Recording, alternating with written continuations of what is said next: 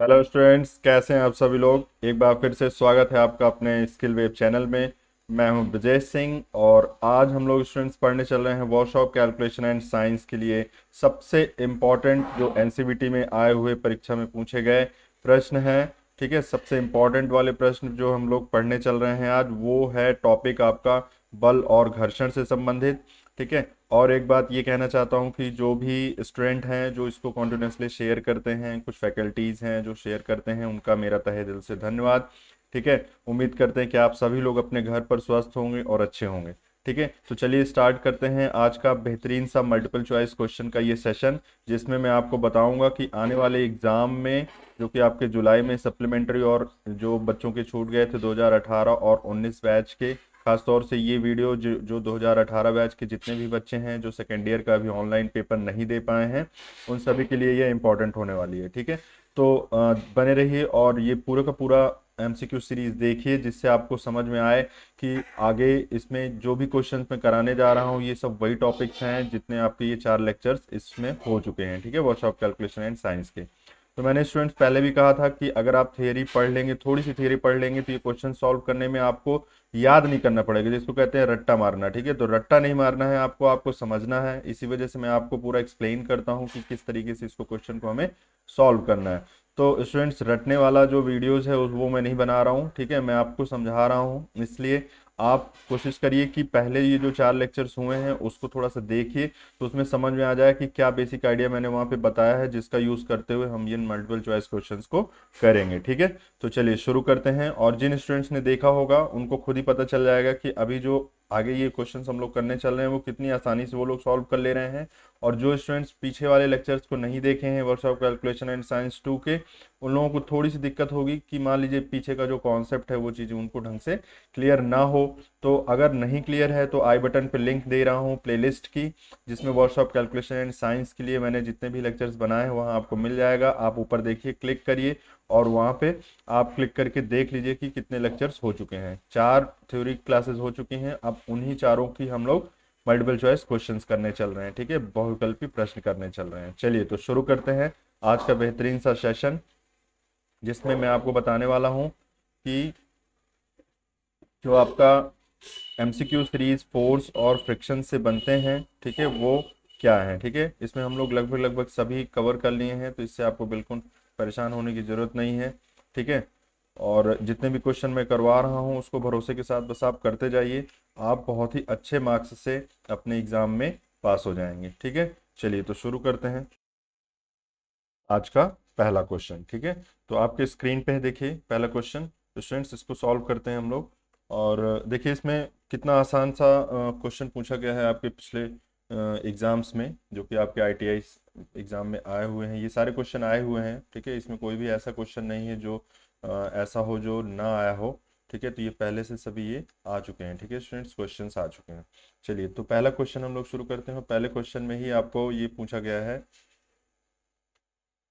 कि बल का एमकेएस प्रणाली में इकाई क्या है। ठीक है, तो बल के मैंने कई सारे आपको इकाई बताए हैं। ठीक है, बल मींस फोर्स के आपको मैंने बहुत सारे मात्रक बताए हैं। ठीक है, मात्रक बोल लो या फिर इकाई बोलो। ठीक है, इंग्लिश में अगर समझना हो तो यूनिट इसको बोलेंगे हम लोग। तो कितने यूनिट्स मैंने फोर्स के बता रखे हैं आपको। पहले तो आपको मैंने बोला है न्यूटन। ठीक है, न्यूटन, जिसको एन से रिप्रेजेंट करते हैं। ठीक है, और आपको दूसरा मैंने बताया डाइन, जो बेहतरीन तरीके से यूज़ होते हैं ज़्यादातर जगहों पे। ठीक है, डाइन डी वाई एन से ही रिप्रेजेंट करते हैं, डी वाई से भी कर देते हैं कभी कभी। ठीक है, केजी मीटर पर सेकंड स्क्वायर। ठीक है, ये भी आपको मैंने यूनिट बताया है। तो ये देखो, ये तीनों जो यूनिट हैं, ये तीनों जो यूनिट है जो मैंने आपको ये बताया, उसमें ये तीनों अलग अलग सिस्टम में है। जैसे एमकेएस सिस्टम में है ये। ठीक है, एमकेएस प्रणाली में है। ये आपका सीजीएस में है स्टूडेंट्स। और ये, सॉरी मैंने गलत बोल दिया, ये आपका एमकेएस में नहीं है। ठीक है, हालांकि इसको भी देखो, होता क्या है कि जैसे एमकेएस में तो सही मायने में ये है। ठीक है, एमकेएस और एसआई, तो कभी एसआई क्या होता है कि एमकेएस यूनिट जो होती हैं वो कॉमनली एसआई यूनिट्स होती हैं। ठीक है, तो जो न्यूटन है और जो केजी मीटर पर सेकंड स्क्वायर है, ठीक है, जो डायरेक्ट फॉर्मूले से आता है वो आपका, ये दोनों देखा जाए तो ये एमकेएस यूनिट है, ये एसआई यूनिट है, बट यहाँ एसआई यूनिट के लिए ऐसा इन्होंने न्यूटन बोला नहीं, इन्होंने कहा है कि एमकेएस प्रणाली में बताओ। तो एमकेएस प्रणाली में जो पाउंड है वो भी नहीं है, जो कि पहला आंसर।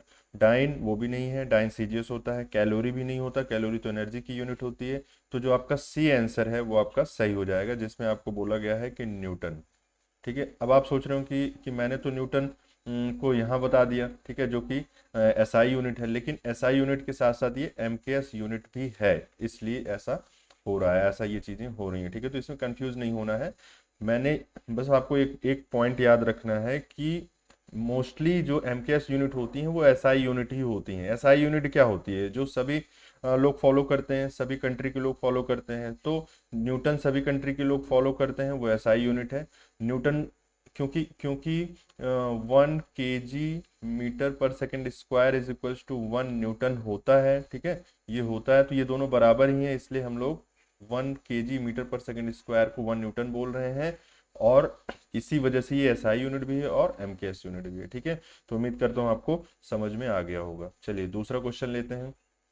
दूसरा क्वेश्चन है आपका, बल युग में दो कैसे बल विपरीत दिशा में कार्य करते हैं। ठीक है, तो आपको सबसे पहले तो पता होना चाहिए कि बल युग्म क्या है। ठीक है, तो चलिए मैं दूसरी स्लाइड ले लेता हूँ आपके लिए।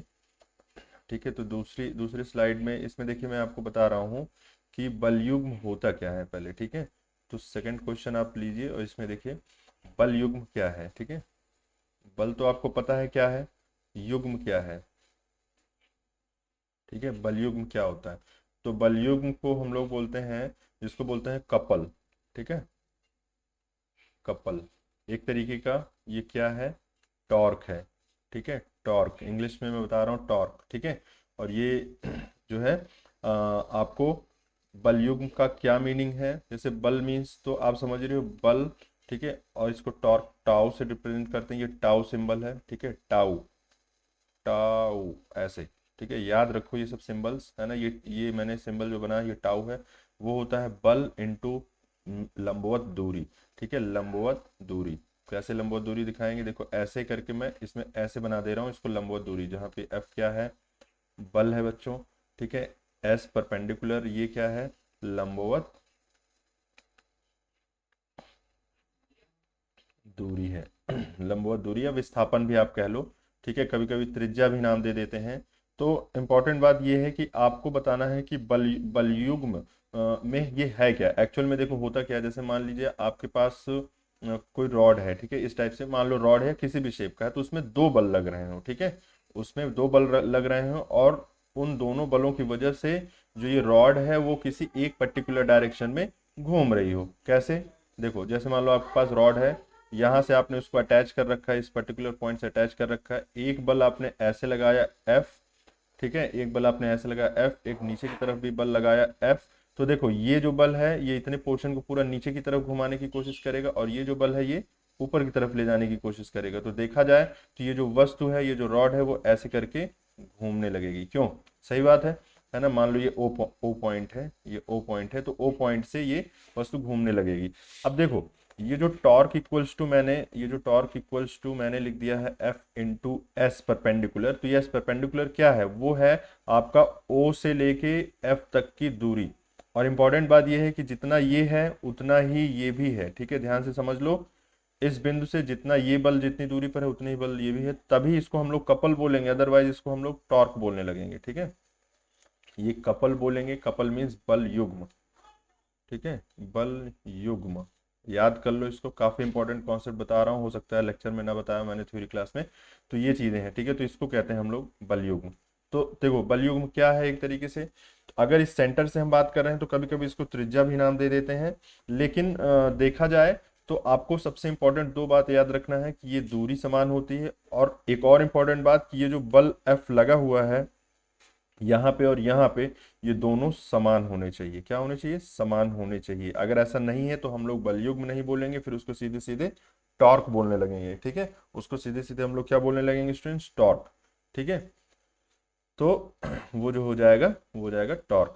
तो कहने का मतलब ये है कि अगर इसमें पूछा गया है कि बलयुग्म में दो कैसे बल विपरीत दिशा में लगते हैं, देखो एक इधर लग रहा है एक इधर लग रहा है, विपरीत लग रहे हैं, समान और क्या होने चाहिए, समान और विपरीत होने चाहिए, इसकी कंडीशन है। ठीक है, समान और विपरीत होने चाहिए। अगर समान और विपरीत बल किसी वस्तु पर लग रहा है तो ध्यान समझ लेना कि उसको हम लोग क्या कहते हैं, बल युग्म कहते हैं। ठीक है, तो इस तरीके से आपको क्वेश्चन समझना है, ना कि आपको रटना है। ठीक है, तो इस वजह से मैं आपको सारी चीजें एक्सप्लेन करते हुए चल रहा हूँ। तो चलो अब आंसर बताओ इसी बात पे। तो आंसर आपका हो जाएगा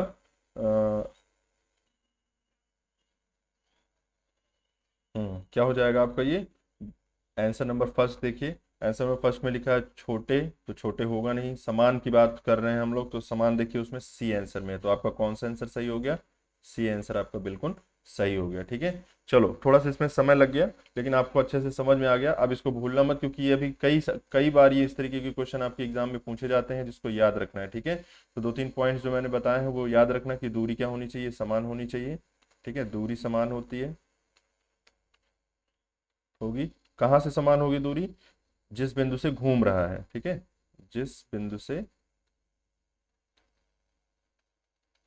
वस्तु घूमेगा। ठीक है, जिस बिंदु से वस्तु घूमेगा। तो ये दोनों पॉइंट्स भी आपको याद रखने हैं स्टूडेंट्स। और ये एक फॉर्मूला है, ये याद रखना है। क्या होता है बलयुग, वो मैंने आपको यहाँ पे बता ही दिया। ठीक है, तो चलो क्वेश्चन नंबर थर्ड लेते हैं। क्वेश्चन नंबर थर्ड है आवेग क्या है। चलो, आवेग और संवेग दो अलग अलग चीजें होती। आज पहले आप डाउट क्लियर कर लो सबसे पहले। क्वेश्चन नंबर थर्ड में मैं बोल रहा हूँ आवेग, कहीं आप आवेग को संवेग न समझ बैठना, इसलिए दोनों एक साथ बता रहा हूँ। संवेग, ठीक है, इंग्लिश में भी मैं लिख रहा हूँ, इसको कहते हैं स्टूडेंट्स मोमेंटम। मोमेंटम, ठीक है, एम है।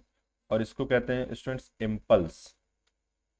ठीक है, ये होता है इम्पल्स। ठीक, अब अगर आप इसको पढ़ रखे हैं तो बहुत अच्छी बात है, और नहीं पढ़े हैं तो मैं बता देता हूँ कि इन दोनों में जो आपको आवेग है, ठीक है, वो क्या है, बल गुणे समय। बल गुणे समय को कहते हैं आवेग। ठीक है, और स्टूडेंट संवेग क्या होता है, संवेग जो कि मैंने आपको पिछले लेक्चर्स में भी बताया है, संवेग होता है आपका द्रव्यमान, द्रव्यमान गुणे वेग। ठीक है, द्रव्यमान गुणे वेग। ठीक है, मतलब m इंटू ये v है। ठीक है, v से रिप्रेजेंट करते थे, यहाँ बल f है स्टूडेंट्स, और ये टाइम t है। ठीक है, संवेग को p से रिप्रेजेंट करते हैं, और आवेग को वैसे तो हम लोग मतलब इसके लिए सिंबल आपको एक तरीके से कोई भी यूज कर लो, है ना। हालांकि इसका कोई एक विशेष सिंबल नहीं, क्योंकि ये ज्यादा जगहों पे पूछा नहीं जाता है। बस ये केवल एक है क्वांटिटी जिसको आपको समझ लेना है। ठीक है, बल। ठीक है, चलो एफ टी से ही रिप्रेजेंट कर दो, ऐसे कर दो जिससे आपको आसानी से पता रहे। चलो अब बताओ मुझे थर्ड क्वेश्चन का आंसर क्या होगा। तो आपको अगर आंसर बताना है तो बल इंटू त्वरण, बिल्कुल नहीं, बल इंटू त्वरण तो हो ही नहीं सकता। ठीक है, मैंने क्या बताया, बल इंटू समय। तो सी ऑप्शन आपको नजर आ रहा है क्या ऐसा, तो आपका आंसर हो गया सी। ठीक है, आपका आंसर हो गया सी। ठीक, चलो आओ संवेग की भी कहानी कर लेते हैं इसी बात पे। आपको मैंने अभी बता ही दिया कि संवेग क्या होता है। तो आप देखो कि संवेग, संवेग बराबर क्या हो जाएगा भाई, संवेग इक्वल हो जाएगा, संवेग p इज इक्वल हो जाएगा m इंटू वी, मीन्स द्रव्यमान इंटू वेग। ठीक है, तो द्रव्यमान इंटू वेग कौन सा है इसमें, जरा देखो।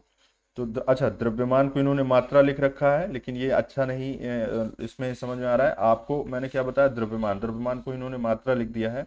ठीक है, इसको मात्रा लिख दिया है, कोई दिक्कत नहीं है उससे। मात्रा इंटू वेग, तो आपका दूसरा आंसर जो हो जाएगा इसमें सही हो जाएगा। ठीक है, इसी को आप द्रव्यमान बोलोगे।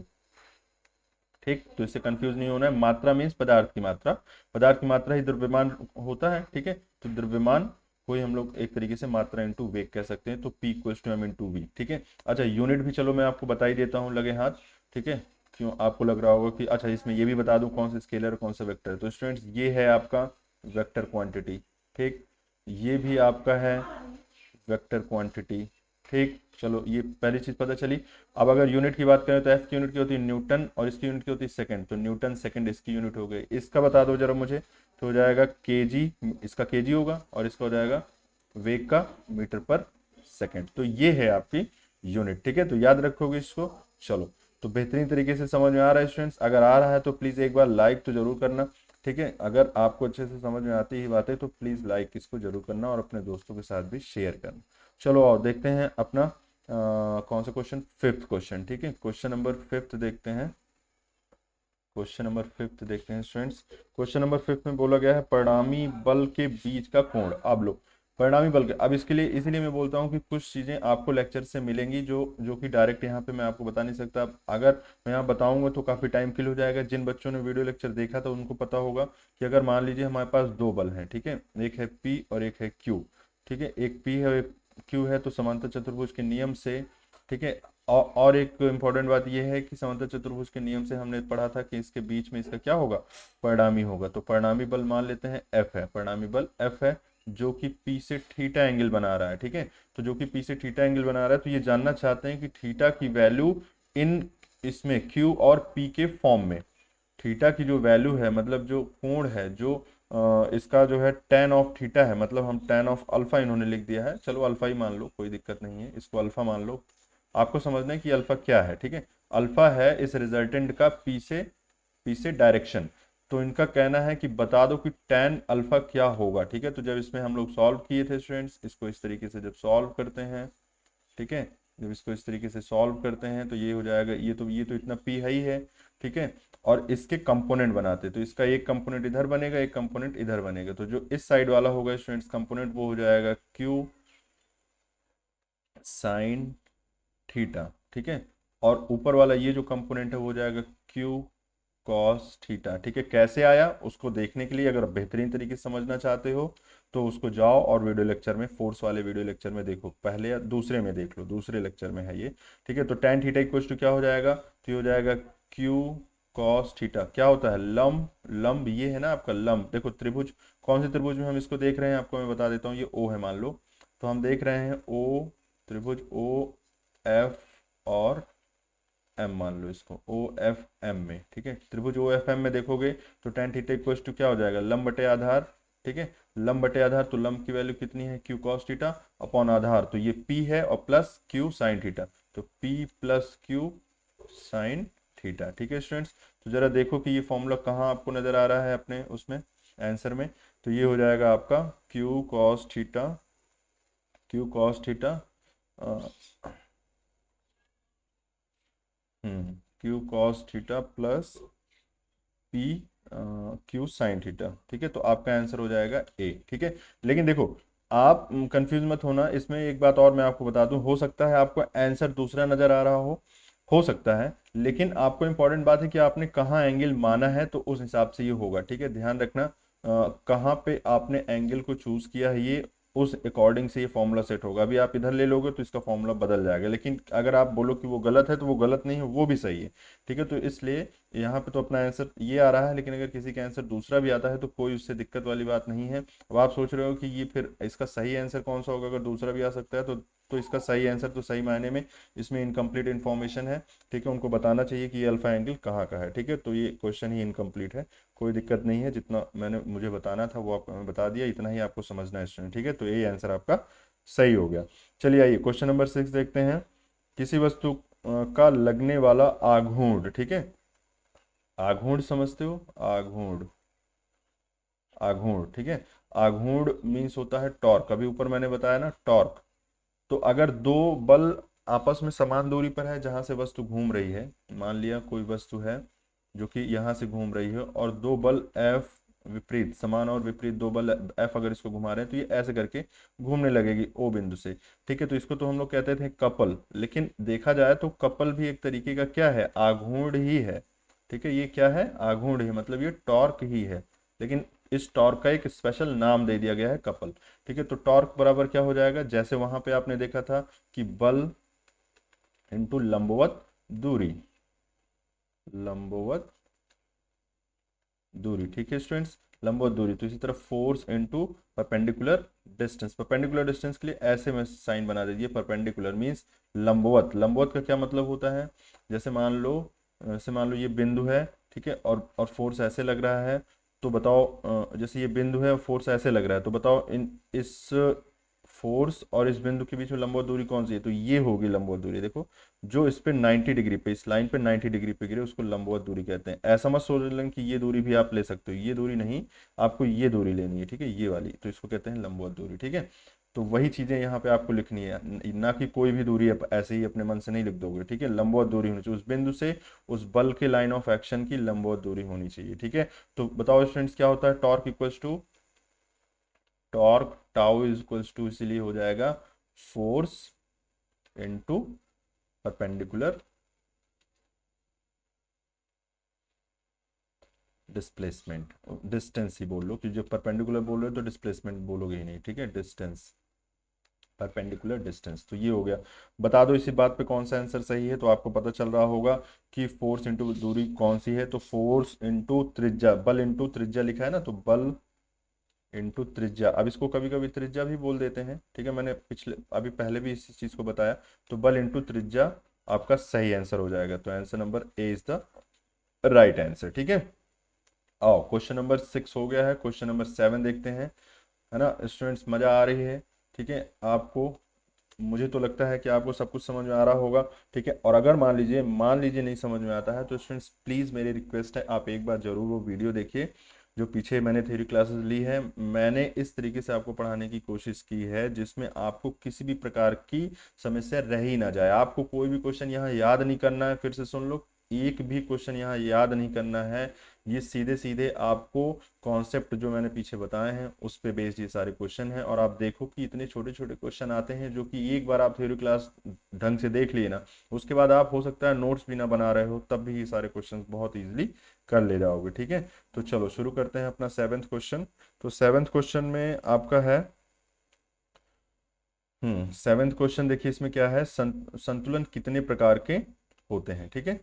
क्या बोला गया है इसमें, संतुलन कितने प्रकार के होते हैं। तो मैंने क्या बताया था, देखो मैंने आपको थ्योरी क्लास में इस तरीके से एक डायग्राम बना के दिया था, जिसमें मैंने 3 बॉल अलग अलग जगहों पे रखी थी, एक ये, ठीक है, एक ये जगह, और एक एक जगह और थी ऐसे करके, ठीक है। मैंने कहा था इसमें बल लगाओ, इस पे भी बल लगा दो, और इस पे भी बल लगा दो, ठीक है। वही सेम सेम टाइप का ही बल लगा दो अगर लगाने की इच्छा है तो, ठीक है। तो ये हुआ। अब मुझे बताओ कि इन तीनों बलों के लगाने की वजह से अगर इस पे हमने बल लगाया और थोड़ा सा ये यहाँ आ गया, ठीक है, तो क्या ये और आगे जाएगा, नहीं, वहीं रुक जाएगा, ठीक है। तो इसको बोलते हैं हम लोग उदासीन, उदासीन संतुलन है एक तरीके का, कि जितनी दूर आप फोर्स लगाओ उतनी दूरी पे ये पहुंच जाएगा।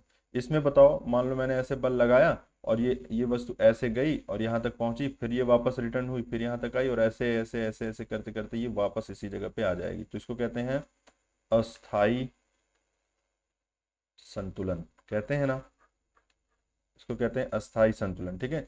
अब एक बात बताओ, यहाँ भी जरा बताना, यहाँ तो सोच रहे हो कि गड़बड़ा जाएगा मामला, हाँ बिल्कुल, ठीक है। तो देखो यहाँ से जब ये नीचे गिरा, तो भाई साहब ये नीचे तो गिर गए, लेकिन ये भी किसी हाल में ऊपर नहीं जा पाएंगे जब तक दूसरा कोई फोर्स ना लगाया जाए। तो देखा जाए तो ये क्या है, अस्थाई संतुलन है। क्या है स्टूडेंट्स, अस्थाई, क्या लिख दिया, अरे मिटने का भी सिस्टम गड़बड़ है इस बार, अस्थाई संतुलन, समझ लेना इसको, ठीक है। उदासीन को बोलते हैं हम लोग न्यूट्रल, ठीक है। इसको कहते हैं हम लोग स्टेबल इक्विलिब्रियम, ठीक है, स्टेबल इक्विलिब्रियम। और इसको कहते हैं अनस्टेबल इक्विलिब्रियम, इसको कहते हैं अनस्टेबल इक्विलिब्रियम, ठीक है, याद रखना। तो ये कितने तरीके से मैंने बताया आपको, क्या क्या बताया मैंने, ये पहला हो गया, ये दूसरी तरीके की इक्विलिब्रियम हो गई, ये तीसरे तरीके की, तो कितने होते हैं, 3। तो जरा दिखाओ इसमें कौन सा 3 है, तो सी आंसर आपका बिल्कुल सही हो जाएगा, ठीक है। तो क्वेश्चन नंबर 7 का आपका सी आंसर हो गया। चलो तो क्वेश्चन नंबर 8 देखते हैं स्टूडेंट्स, क्वेश्चन नंबर 8। तो क्वेश्चन नंबर 8 में बोला गया है बलयुग्म के प्रभाव से वस्तु में कौन सी गति उत्पन्न होती है, कौन सी गति उत्पन्न होती है, बताना जरा। बलयुग्म क्या है पहले ये समझ लो, देखा 3 बार आ चुका है ये क्वेश्चन, देख लो, ठीक है। बलयुग्म क्या मैंने बताया कि 2 बल हैं, विपरीत दिशा में लग रहे हैं, इक्वल एंड अपोजिट हैं, ठीक है, और किसी बिंदु से वो एक वस्तु को क्या करने जा रहे हैं, घुमाने की कोशिश कर रहे हैं। ये रॉड है, मान लो ये आपकी एक रॉड है, ठीक है, ये रॉड है, इसमें 2 बल लगाए जा रहे हैं, एक बल यहाँ से एक बल यहाँ से, और ये क्या करेगा, ये बल क्या करेगा, इसको इधर घुमाने की कोशिश करेगा, ये इसको इधर तो एक तरीके से ये किस तरीके की गति करेगा, घूर्णन गति करेगा, इसको क्या कहते हैं, घूर्णन गति करेगा, ठीक है। याद रखना घूर्णन गति क्या होती है, जब वस्तु एक बिंदु के सापेक्ष घूमती है, ठीक है, एक बिंदु के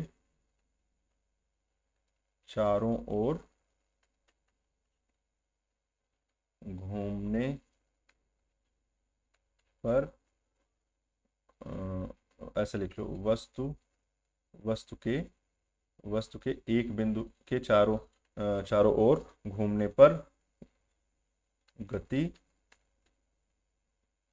किसकी गति? वस्तु की, ठीक है, वस्तु की, ठीक है, गलत ऐसे उल्टा लिख दिया मैंने, ठीक है, वस्तु की गति को घूर्णन गति कहते हैं हम लोग। क्या कहेंगे उसको हम लोग?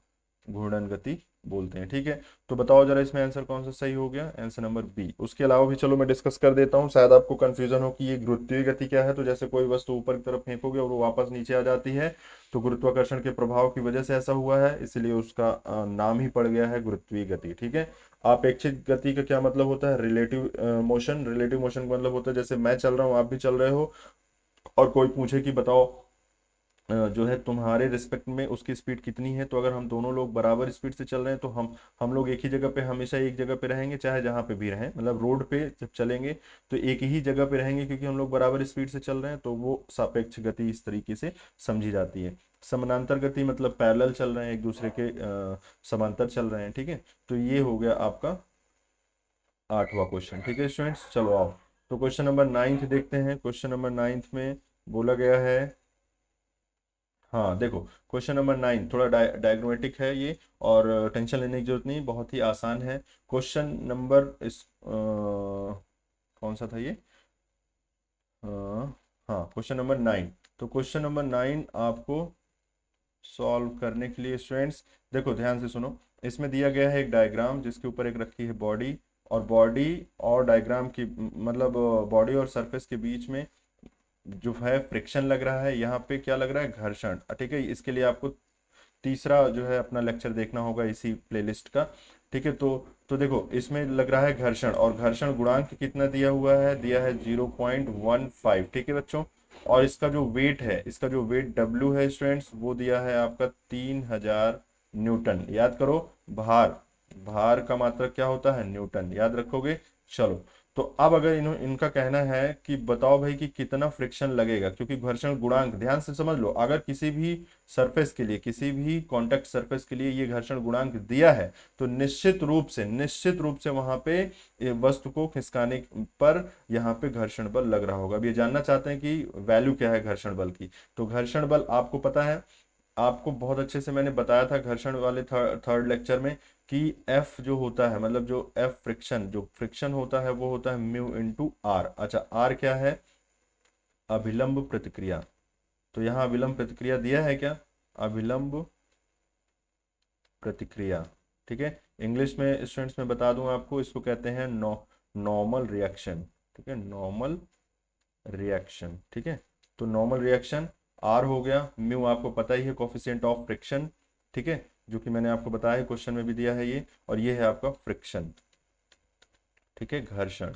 इन ये जानना चाहते हैं कि घर्षण की वैल्यू बता दो कितनी है। तो आपको सबसे पहले देखो यहाँ पे आपको घर्षण की वैल्यू एफ बताने के लिए म्यू तो आपको दिया है, लेकिन आर नहीं दिया है। तो आर होता क्या है? आर वस्तु के भार का नॉर्मल रिएक्शन होता है, तो ऊपर की तरफ आर लगता है, ये आपको एकदम पता है, ठीक है, आपने पढ़ा भी, ठीक है, मतलब पिछले लेक्चर्स में आपने पढ़ा है। तो आर की वैल्यू उतनी होती है बच्चों जितना वेट की होती है। अगर इस संतुलन की स्थिति में हम देखें, इसको संतुलन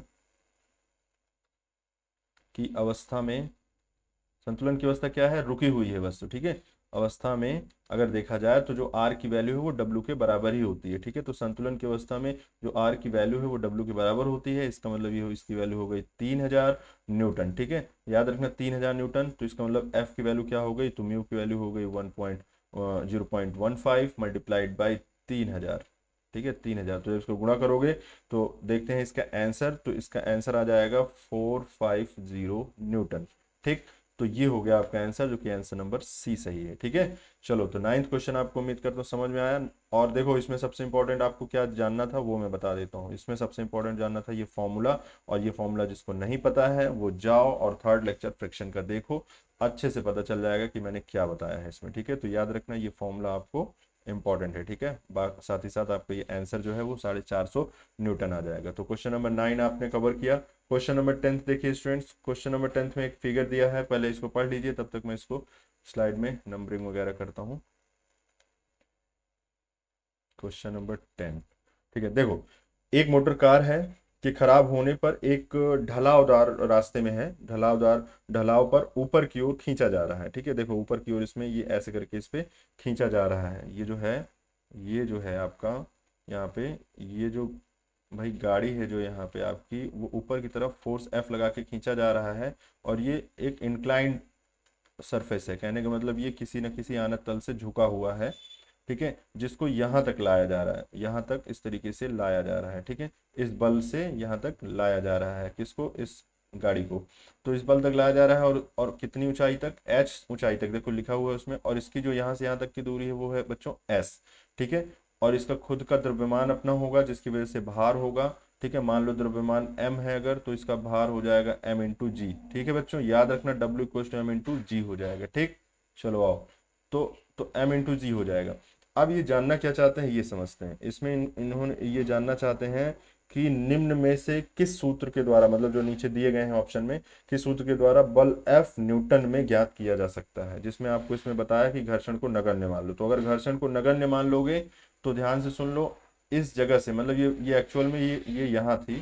ठीक है, यहाँ पे थी, तो यहाँ से यहाँ तक ले जाने में जो कार्य हुआ है, ध्यान से सुनो, जो कार्य हुआ है बिंदु O से लेके मान लो बिंदु M तक ले जाने में, कहाँ से कहाँ तक, फिर से मैं बना दूँ जरा सा।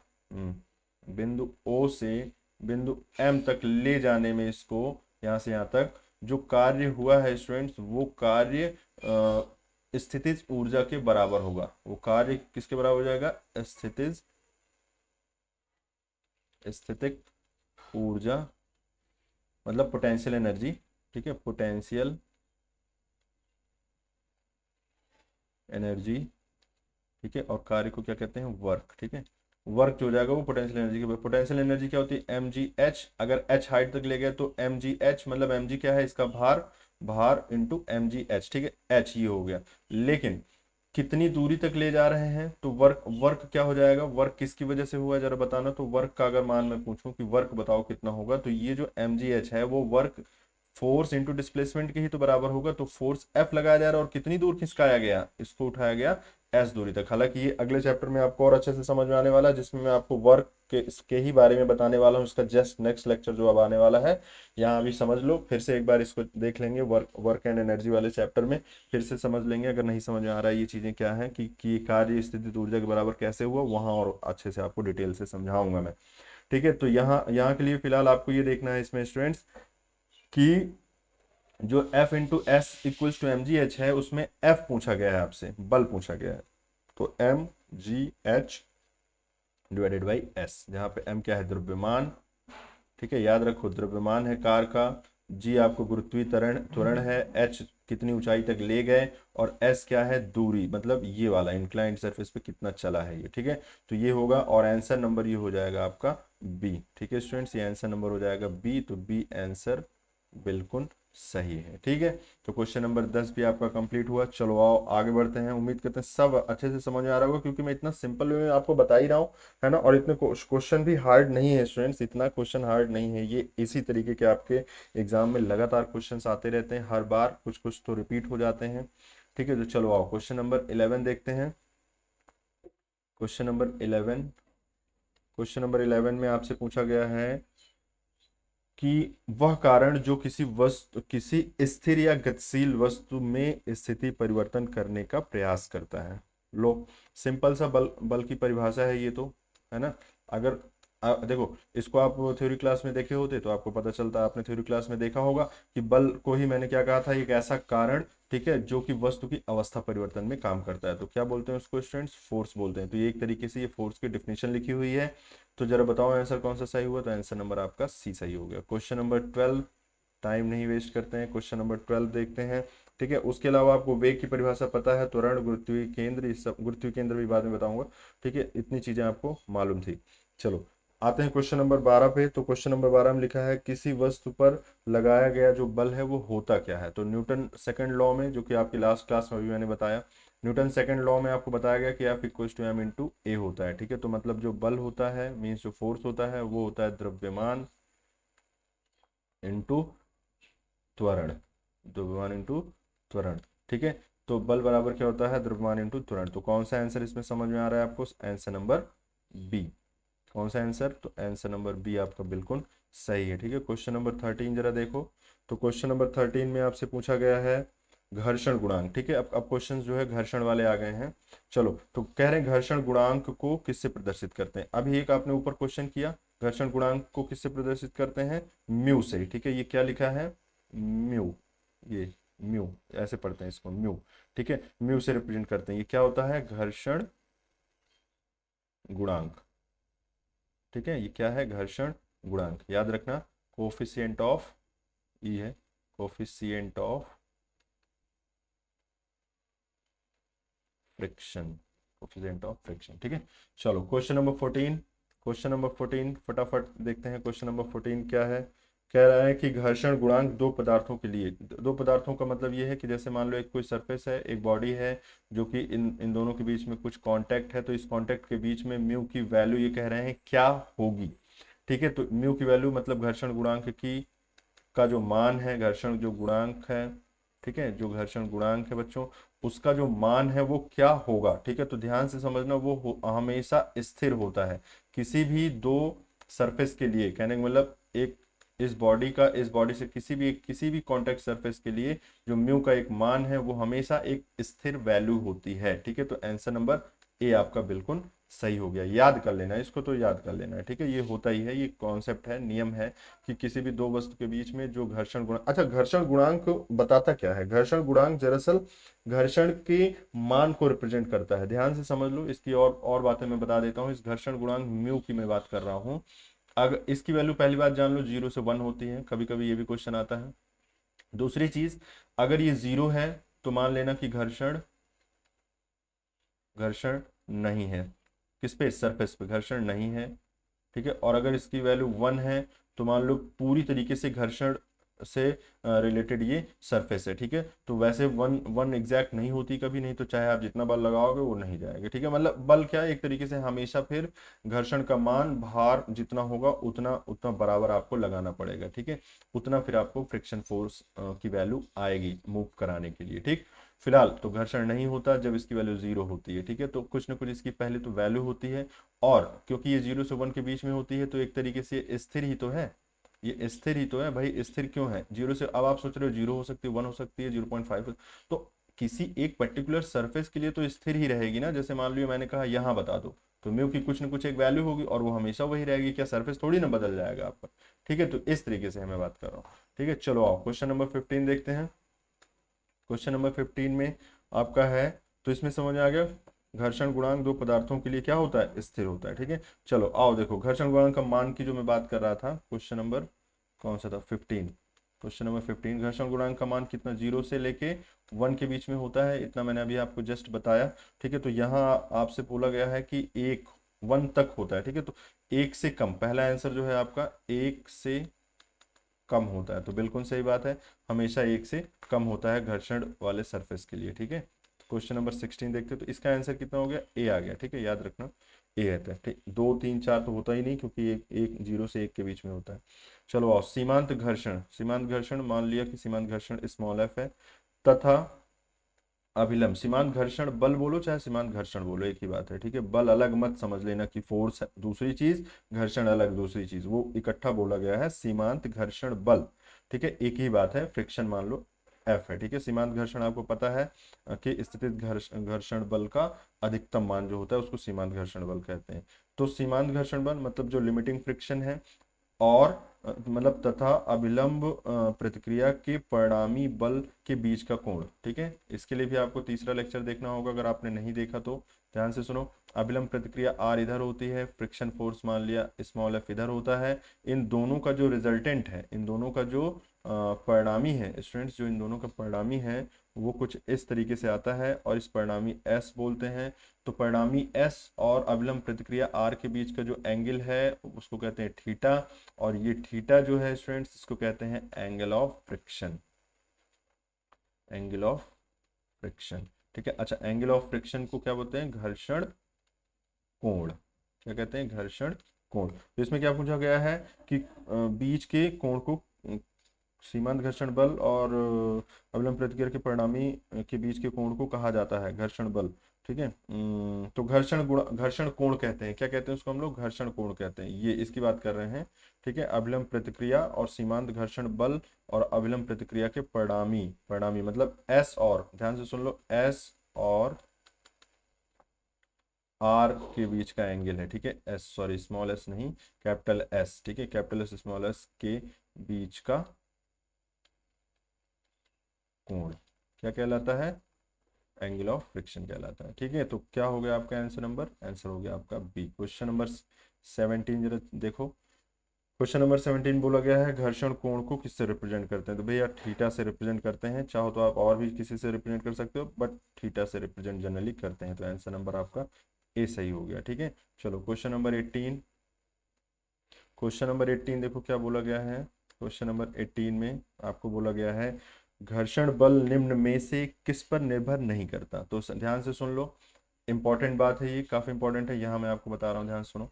मान लिया कोई बॉडी है जो कि किसी जगह पर धरती माता पे रखी हुई है, इसका भार W है, अवलंब प्रतिक्रिया R है, मान लो आपने बल फोर्स F इधर लगाया, तो फ्रिक्शन फोर्स इधर, हमेशा फ्रिक्शन फोर्स अप्लाइड फोर्स के अपोजिट लगता है। ठीक है, हमेशा घर्षण बल अपने बाह्य बल के विपरीत दिशा में लगता है। ठीक है, आप इधर खिसकाओगे तो घर्षण बल इधर लगेगा। ये तो इसका भार है।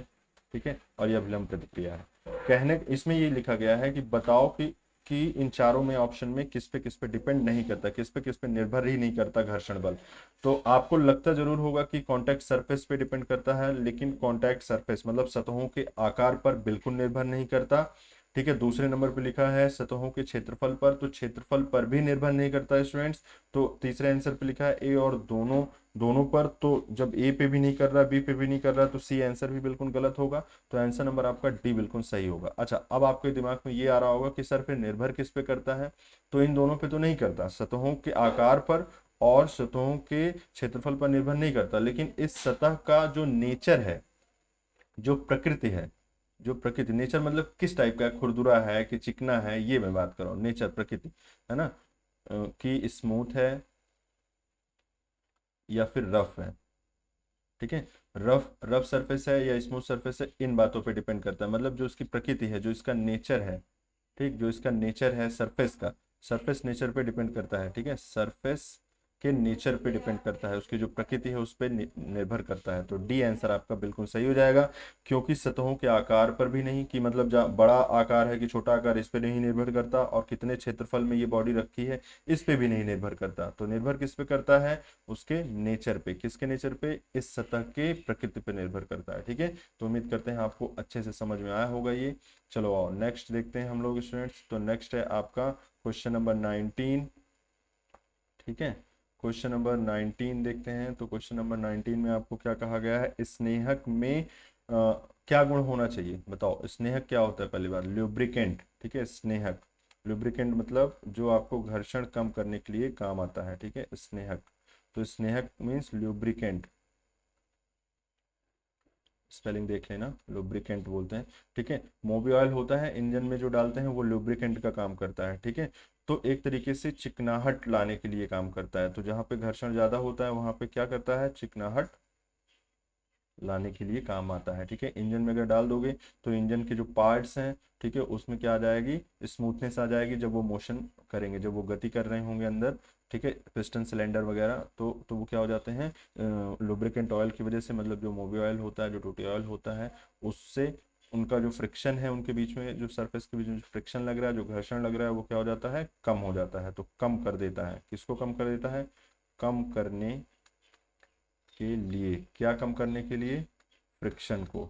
ठीक है, फ्रिक्शन को कम करने के लिए ऐसा हम लोग स्नेहक का प्रयोग करते हैं। ठीक है स्टूडेंट्स, तो आपको अच्छे से समझ में आ रहा होगा, ये क्वेश्चन नंबर 20 है आपका, क्वेश्चन नंबर 20। तो स्नेहक का प्रयोग किस लिए करते हैं हम लोग, गुण, गुण क्या होना चाहिए भाई, गुण चिकनाहट होनी चाहिए, तभी तो वो घर्षण को कम कर पाएगा। तो ध्यान से समझ लो कि स्नेहक मतलब लुब्रिकेंट क्या होना चाहिए, चिकनाहट वाला ऑयल होना चाहिए, चिकनाहट वाला ऐसा कोई पदार्थ होना चाहिए। ठीक है, आओ क्वेश्चन नंबर देखते हैं 21। ठीक है, क्वेश्चन नंबर 21, एक क्लास ही आप देख लोगे, उसके बाद फोर्स और फ्रिक्शन की जितनी भी कहानी है वो सब लगभग खत्म। ठीक है, इससे ज़्यादा और आपको कहीं से भी पढ़ने की जरूरत नहीं है स्टूडेंट, भरोसा करके आप बस इतना पढ़ लो, उसके बाद आपके 100% क्वेश्चन सारे निकल जाएंगे। ठीक है, चलो और देखो, मशीनरी में प्रयुक्त स्नेहक का उद्देश्य क्या है। अब वही चीज, स्नेहक का उद्देश्य क्या है, घर्षण को कम करना। तो ये जो मैंने आपको यहाँ बता दिया है वो एक्चुअल में 21 का ही एक तरीके से आंसर बन रहा है। ठीक है, इसका जो 20 का आंसर था वो क्या था, बी वाला था आपका, कि लुब्रिकेंट होना चाहिए, चिकनाहट वाला होना चाहिए। और इसमें देखो क्या है कि इसमें इनका कहना है कि क्यों करते हैं, तो मशीन की आयु बढ़ाती है। ठीक है, मशीन के हिस्से हिस्से स्मूथ चलते हैं। ठीक है, तमशीन की उत्पादन क्षमता, मतलब मशीन लिखा है वो गलत लिख गया है, मशीन की उत्पादन क्षमता बढ़ती है। ठीक है, बिल्कुल सही बात है भाई, फ्रिक्शन कम लगेगा तो लॉस कम होगा, लॉस कम होगा तो इफिशियंसी मशीन की अच्छी हो जाएगी, इफिशियंसी मशीन की बढ़ जाएगी। तो ए आंसर सही है। बी वाला देखते हैं, तो उसमें मशीन की आयु बढ़ेगी, अगर घिसेगी नहीं मशीन तो ज़्यादा दिन तक चलेगी। मशीनी हिस्से स्मूथ चलते हैं, बिल्कुल बिना नॉइज के चलते हैं, बिना आवाज़ किए हुए चलते हैं, बढ़िया स्मूथ चलते हैं। ठीक है, तो उपयुक्त सभी सही है। ठीक है, तो सॉरी, बी नहीं, डी। ठीक है, डी आंसर बिल्कुल सही हो जाएगा, सभी सही है, सभी सही है, सभी सही है। ठीक है स्टूडेंट्स, तो सभी वो सही है, आंसर सभी सही है। चलो आओ आगे देखते हैं अब हम लोग, लास्ट 4-5 क्वेश्चन और बचे हैं, फटाफट सॉल्व करते हैं इसको हम लोग। 22 देख लेते हैं, क्वेश्चन नंबर 22। जब एक पिंड दूसरे पिंड पर फिसल रहा हो तो ऐसी अवस्था में उसमें स्पर्श बिंदु पर उत्पन्न घर्षण कहलाता है। फिसल रहा हो मतलब चलने की स्थिति में बात कर रहा है ये। ठीक है, फिसलना मतलब चल रहा है इसका मतलब। तो वो स्थिति, स्थितिक मतलब रुका हुआ तो घर्षण है नहीं, इस स्थैतिक घर्षण नहीं है, गतिक घर्षण है। वो क्या है, एक तरीके से गतिक है, डायनेमिक फ्रिक्शन बोलेंगे ना उस समय हम लोग। तो उस समय जो घर्षण, भाई जब कोई वस्तु चल रही होती है तो उस समय जो घर्षण बल लगता है उसको हम लोग क्या बोलते हैं, काइनेटिक, काइनेटिक फ्रिक्शन बोलते हैं।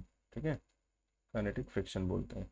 ठीक, और static friction, sorry sorry kinetic बोल दिया मैंने, डायनेमिक, डायनेमिक फ्रिक्शन बोलते हैं। ठीक है, डायनेमिक फ्रिक्शन बोलते हैं, काइनेटिक नहीं, डायनेमिक। ठीक है, गतिक, गति की अवस्था में। ठीक है, स्थितिज नहीं बोलते हैं, स्थितिक नहीं होती। चरम, चरम मीन्स लिमिटिंग फ्रिक्शन नहीं होता है। तो आपका आंसर कौन सा हो गया, ए आंसर सही हो गया, डायनेमिक फ्रिक्शन हो गया आंसर। ठीक है, चलिए 23 देख लेते हैं फटाफट। 23 में बोला गया है अभिलंब प्रतिक्रिया को किस के द्वारा रिप्रेजेंट करते हैं। अभी कई बार मैंने बताया कि आर से रिप्रेजेंट करते हैं अभिलंब प्रतिक्रिया को, तो आंसर नंबर आपका डी सही हो गया बिल्कुल। ठीक है, क्वेश्चन नंबर 24 देखो स्टूडेंट्स। क्वेश्चन नंबर 24 में आपको बोला गया है सामान्यतः घर्षण बल कितने प्रकार के होते हैं। तो भाई 3 तरीके के, अभी अभी जस्ट मैंने आपको बताया भाई। समांतर बल, क्वेश्चन नंबर 20 कितना था, 24, क्वेश्चन नंबर 24। तो एक एक तो आपका होता है, एक तो होता है आपका स्टैटिक फ्रिक्शन, स्टैटिक फ्रिक्शन, एक होता है लिमिटिंग, लिमिटिंग फ्रिक्शन, एक होता है अभी अभी जो बोला मैंने डायनामिक फ्रिक्शन। ठीक है, इसको कहते हैं स्थितिक, स्थितिज घर्षण, इसको कहते हैं सीमांत घर्षण, इसको कहते हैं गतिज घर्षण। तो कितने हो गए, 1 2 3। ठीक है, तो आंसर 3 हो गया इसका, तो बी आंसर आपका बिल्कुल सही हो गया। ठीक है, तो क्वेश्चन नंबर 25 जरा देखते हैं फटाफट। सीमांत घर्षण बल लगाए हुए बाह्य बल की तुलना में होता है कम होगा। सीमांत घर्षण बल उस फ्रिक्शन फोर्स की वैल्यू है जो कि जब बल लगाते हैं हम लोग फोर्स, तो ये पीछे की तरफ लगता है, और इस सीमांत घर्षण बल का जो मान है वो एकदम बराबर होगा फोर्स के, क्योंकि ये चलने नहीं देता है। ठीक है, ये रुकी हुई अवस्था में ही बात हो रही है अभी, रुकी हुई अवस्था में। ठीक है, बस रुकी हुई थी और अभी भी रुकी हुई है, तो एकदम बराबर होता है। तो आंसर नंबर आपका बिल्कुल ए सही होगा भाई। अगर ये फोर्स इधर लगा रहे हैं और ये वस्तु नहीं चलना शुरू हुई, तो इसका मतलब कोई इसको रोक रहा है। तो कौन रोकता है, फ्रिक्शन फोर्स, सीमांत घर्षण रोक रहा है। सीमांत घर्षण का मान इस बल के ही बराबर होगा, याद रखना इस चीज को। तो आंसर नंबर आपका ए बिल्कुल सही हो गया। क्वेश्चन नंबर 26 देखो स्टूडेंट फटाफट। घर्षण का नियम, कितने क्वेश्चन है, 2-3 क्वेश्चन और रह गए हैं। ठीक है, 2-3 क्वेश्चन और रह गए हैं, चलो। घर्षण, घर्षण हाँ, घर्षण का नियम क्या है, चलो आओ इसको जरा देखो तो। घर्षण का नियम क्या है, घर्षण बल हमेशा वस्तु की गति की दिशा के विपरीत दिशा में कार्य करता है, बिल्कुल सही बात है। घर्षण बल हमेशा लगाए गए बाह्य बल के बराबर होता है। हाँ बिल्कुल सही है। जो वस्तु को चलाने का प्रयत्न करता है, सही बात है। ठीक है, तीसरा नंबर है घर्षण बल संपर्क सतहों की प्रकृति और स्थिति पर निर्भर करती है, परंतु उसके आकार और क्षेत्रफल पर निर्भर नहीं करती। सी वाला तो आपको वैसे भी ऑलरेडी मैंने एक क्वेश्चन में बता ही दिया। ठीक है, तो क्वेश्चन नंबर आपका 26 अगर इसको बनाया जाए, और 26 में जो इन्होंने बोला है 26 क्वेश्चन नंबर में, वो देखा जाए तो तीनों आंसर इसके सही हैं। इसका मतलब डी आंसर ओवरऑल आपका सही हो गया। ठीक है, इसको याद कर लो, ये अच्छा क्वेश्चन है, इंपॉर्टेंट है, जिससे आपको हमेशा दिमाग में रहे कि घर्षण बल कैसे क्या काम करता है, घर्षण के नियम है ये। ठीक है, और अच्छे से समझना है तो लेक्चर जाके देख लीजिए। ठीक है, 4 लेक्चर्स हो चुके हैं, चारों को देख लेंगे अगर, तो ये क्वेश्चंस करने में कुछ भी जरा सा भी दिक्कत नहीं होगी। चलो इसमें देखते हैं 27, सीमांत घर्षण बल को सतहों के बीच की अभिलंब प्रतिक्रिया होती है। मतलब सीमांत घर्षण बल दो सतहों के बीच की अभिलंब प्रतिक्रिया के समानुपाती होता है। ध्यान से सुन लो, ये है अभिलंब प्रतिक्रिया आर है। ठीक है, आर है, और इसमें जो एफ लग रहा है, याद करो एफ इक्वल टू होता है म्यू आर। तो अगर म्यू हटा दें तो ये प्रोपोर्शनल होता है आर के, तो जितना ज्यादा अभिलंब प्रतिक्रिया होगा उतना ही सीमांत घर्षण बल होगा। ठीक है, तो समानुपाती सिंबल है ये, क्या है, समानुपाती। समानुपाती का मतलब होता है अगर आर बढ़ेगा बच्चों तो फ्रिक्शन भी बढ़ेगा, मतलब अभिलंब प्रतिक्रिया बढ़ेगी तो फ्रिक्शन भी बढ़ेगा। तो आंसर नंबर आपका क्या सही हो गया, ए आंसर बिल्कुल सही हो गया। चलो 28 क्वेश्चन नंबर देखते हैं। 28 में बोला गया है सीमांत घर्षण और अभिलंब प्रतिक्रिया के अनुपात को कहते हैं। भाई बताओ, सीमांत घर्षण F और अभिलंब प्रतिक्रिया R के अनुपात को क्या कहते हैं, म्यू। ऊपर ही देख लो, R को नीचे कर दो तो समझ में आ जाएगा आपको खुद ही। तो उसको क्या कहते हैं स्टूडेंट्स, घर्षण गुणांक कहते हैं। तो बी आंसर आपका बिल्कुल सही हो गया। ठीक है, ये सारे क्वेश्चन इंपॉर्टेंट है, ये सब आए हुए क्वेश्चन हैं, ये मत सोचना कि ये बस ऐसे ही टाइम पास चल रहा है। ठीक है, एक बिंदु पर कार्यरत दो असमांतर बलों का जो परिणामी होता है, असमांतर बल का मतलब होता है, जैसे अभी मैंने आपको पिछले उसमें बताया, इसमें कुछ कुछ क्वेश्चंस पहले। ठीक है, जैसे मान लिया ये Q है एक बल ये P है, तो इन दोनों का एक कोई परिणामी S होगा, तो परिणामी S की जो वैल्यू होती है वो स्टूडेंट्स होती है P² प्लस Q², और इन दोनों के बीच का एंगल मान लिया अगर थीटा है, ठीक है, थीटा है, तो +2PQ cos ऑफ थीटा। ठीक, तो ये होता है। तो जरा आंसर मैच कराओ कौन सा है, तो इसमें आपको पता चलेगा कि लास्ट आंसर डी आपका बिल्कुल सही है। ठीक है, जिसमें लिखा है √P² plus Q² plus 2PQ cos theta. तो ये 29 हो गया। ठीक है, तो क्वेश्चन नंबर 30 जरा देख लेते हैं। क्वेश्चन नंबर 30 में आपसे बोला गया है स्टूडेंट्स, क्वेश्चन नंबर 30 में दो विपरीत दिशा वाले बलों के परिणामी बल किसके बराबर होता है। भाई परिणामी बल, दो विपरीत दिशा वाले बलों का परिणामी बल किसके बराबर होगा, तो दोनों के योग के बराबर होगा। जैसे समझो, मान लिया कोई वस्तु है, यहाँ पे एक बल इधर लगा रहे हैं F1, एक बल इधर लगा रहे हैं F2।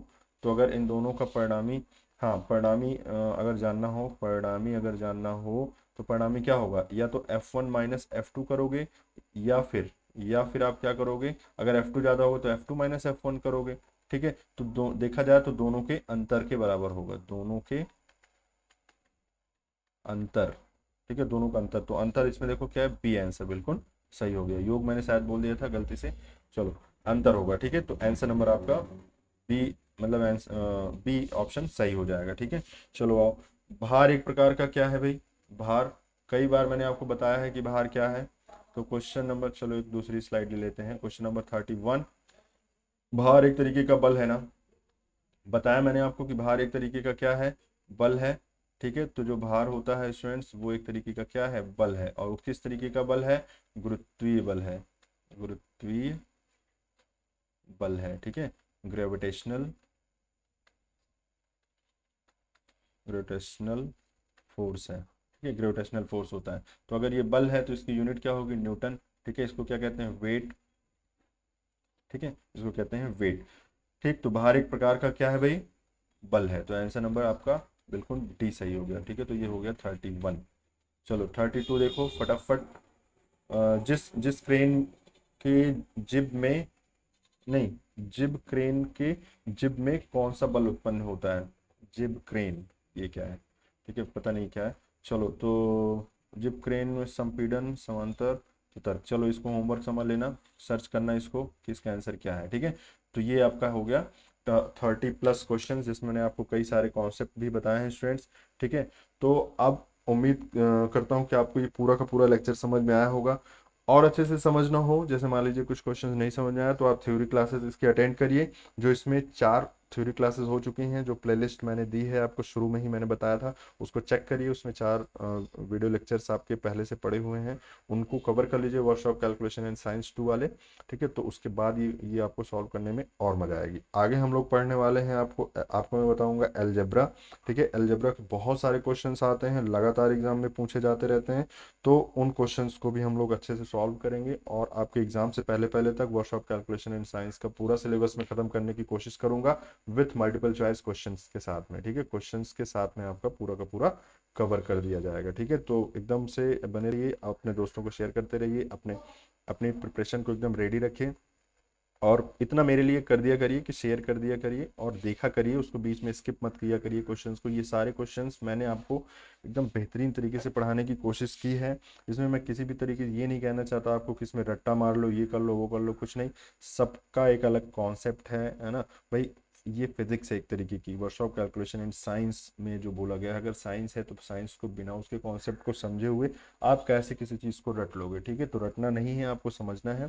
ठीक है, तो जो रटने वाले वीडियोस हैं जरा उससे दूर रहा करो। ठीक है, अच्छे से पढ़ाई करो जिससे आपको कुछ चीज़ें समझ में आए, तो आपको इंटरेस्ट भी आए। ठीक है, नहीं रटने से क्या होगा, एग्जाम तक याद रहेगा, उसके बाद भूल जाएगा। ठीक है, चलिए, तो आज के लिए इतना ही। तब तक के लिए जो है आप वेट करिए नेक्स्ट वीडियो आने तक का, इसको प्रिपेयर करिए तब तक। ठीक है, नेक्स्ट वीडियो में मिलते हैं आपको एक नए टॉपिक के साथ, जो जो कि अलजेब्रा होगा। ठीक है, तो अलजेब्रा की एक बेसिक क्लास होगी, उसके बाद फिर उसका मल्टीपल चॉइस क्वेश्चंस होगा। ठीक है, ओके, ठीक है, तो फिर आज के लिए इतना ही। Thank you.